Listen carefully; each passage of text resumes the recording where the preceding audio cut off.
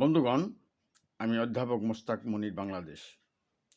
আমি আজকে আপনাদের সম্মুখে বাংলা ব্যাকরণের বাংলা ভাষার শব্দের ব্যাকরণিক শ্রেণী বিভাগ সম্পর্কে আলোচনা করব।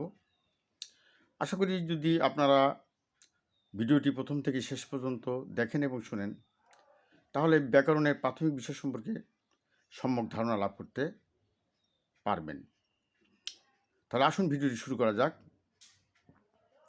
আসলে বাংলা ভাষার শব্দের ব্যাকরণিক শ্রেণীবিভাগ হলো যে ব্যাকরণগতভাবে বা ব্যাকরণের অবস্থানের উপরে শব্দকে যে সমস্ত ভাগে বিভাজন করা হয়েছে তাকে বলা হয় বাংলা ভাষার শব্দের ব্যাকরণিক শ্রেণীবিভাগ। এবং এই শব্দের ব্যাকরণিক শ্রেণীবিভাগ সম্পর্কে আমাদের একটা প্রাথমিক ধারণা থাকা দরকার। তাহলে আসুন বিস্তারিতভাবে আমরা বিষয়টি আলোকপাত করব। বাংলা ভাষার শব্দসমূহের ব্যাকরণিক শ্রেণীবিভাগকে আমরা সর্বমোট 8টি ভাগে ভাগ করতে পারি, যথা প্রথমত বিশেষ্য, দ্বিতীয়ত সর্বনাম, তৃতীয়ত বিশেষণ, চতুর্থত ক্রিয়া, পঞ্চমত অব্যয়, এবং এই অব্যয়কে আবার 3টি ভাগে ভাগ করা যায়, যেমন আবেগসূচক,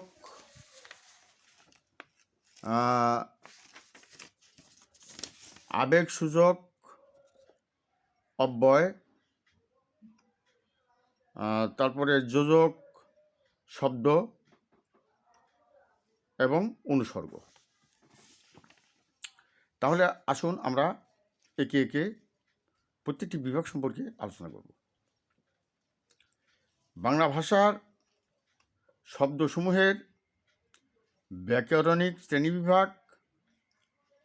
বিভাগের প্রথম বিভাগটি হলো বিশেষ্য।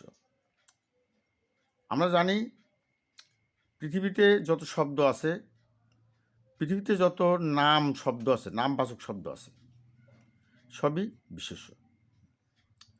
যেমন রহিম, করিম, সলিম। এরপর মনে করুন যে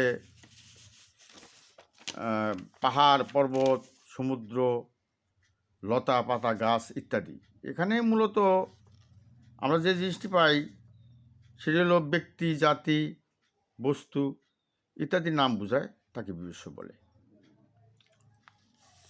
তাহলে আমরা বিশেষ্য সম্পর্কে জানতে পারলাম যে পৃথিবীতে যত নামবাচক শব্দ আছে সবই বিশেষ্য পদে অন্তর্ভুক্ত বা বিশেষ্য শব্দের অন্তর্ভুক্ত।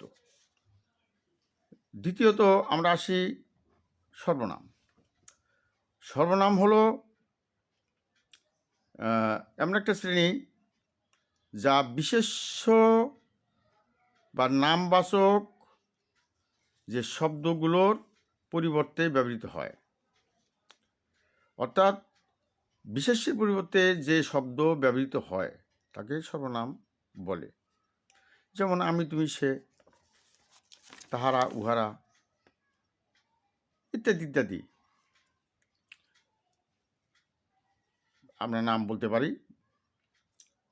তো কাজে এখানে বিশেষ্য পদের অর্থাৎ নাম পদের পরিবর্তে যে সমস্ত শব্দ ব্যবহৃত হয় তাকে আমরা সর্বনাম পদ বলব। তৃতীয়ত আসেন বিশেষণ। বিশেষণটা হলো যে শব্দ শ্রেণী দ্বারা বিশেষ্য ও সর্বনাম পদের দোষ, গুণ, অবস্থা, সংখ্যা, পরিমাণ ইত্যাদি বোঝায়, তাকে আমরা বিশেষণ বলব। যেমন নীল, লাল, সাদা, কালো, শান্ত, অশান্ত ইত্যাদি। তাহলে আমরা বুঝতে পেলাম যে বিশেষণ সেই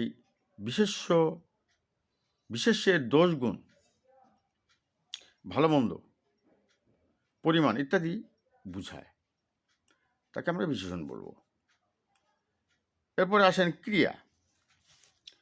ক্রিয়া হলো কোনো কাজ করা বোঝায়, যে শব্দের দ্বারা কোনো কাজ করে। পৃথিবীতে যত শব্দ আছে যদি কোনো ক্রিয়াবাচক হয়, অর্থাৎ কোনো কাজ করা বোঝায়, তাকে আমরা কি বলবো? আমরা ক্রিয়া বলবো। অর্থাৎ যে শব্দ শ্রেণী দ্বারা কোনো কাজ বা কোনো ক্রিয়া বোঝায় তাকে আমরা ক্রিয়াবাচক শব্দ বলবো। যেমন উঠা, বসা, চলা, খাওয়া,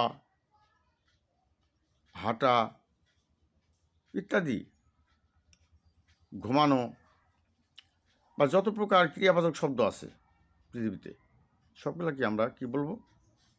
ক্রিয়া বলবো। এটাও একটি বাংলা ভাষার শব্দসমূহের ব্যাকরণিক শ্রেণী বিভাগের একটি অংশ। এরপরে আসেন অব্যয়। তো বাংলা ভাষার শব্দসমূহের ব্যাকরণিক শ্রেণী বিভাগের মধ্যে অব্যয় একটি বিশেষ স্থান দখল করে আছে। যদিও অব্যয়ের কোনো নিজস্ব কোনো অর্থ নেই, কিন্তু বাক্য তৈরিতে যথেষ্ট ভূমিকা পালন করে থাকে। অর্থাৎ যে সমস্ত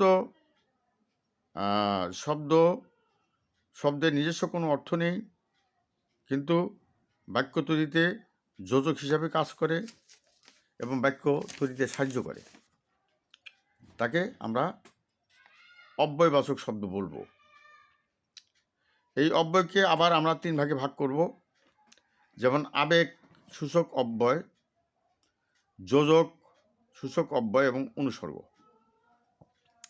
এখানে আবেগ শব্দ হলো যেমন বাহ, ফুলটি কত সুন্দর, হুররে আমরা জিতেছি, আহ কি মৃদুবন্ধ বাতাস বইছে ইত্যাদি হলো আবেগ সূচক অব্যয়, এবং এটা ব্যাকরণিক শ্রেণী বিভাগের একটি অংশ। এরপর আসেন যোজক শব্দ, এবং এটা অব্যয়ের একটি অংশ।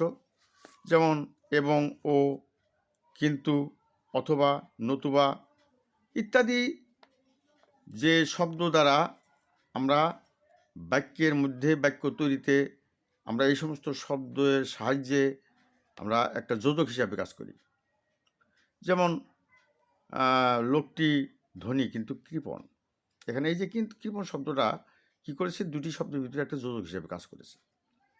তাহলে বুঝতে পেরেছেন যে আমরা অথবা, নতুবা, তারপরে কিন্তু, ও, এবং ইত্যাদি একটা যোজক হিসাবে কাজ করে, একটা বাক্য তৈরিতে যোজক হিসাবে কাজ করে, অথবা দুইটি বাক্যকে একত্রিত করার জন্য যোজক হিসাবে কাজ করে। তাহলে এটা হলো যোজকবাচক শব্দ। এরপরে আসেন অনুসর্গ।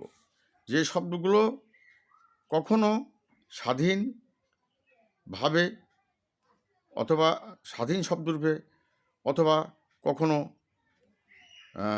বিভক্তির ন্যায় বাক্যে ব্যবহৃত হয়ে বাক্যের অর্থ প্রকাশে সাহায্য করে, তাকে অনুসর্গ বলে।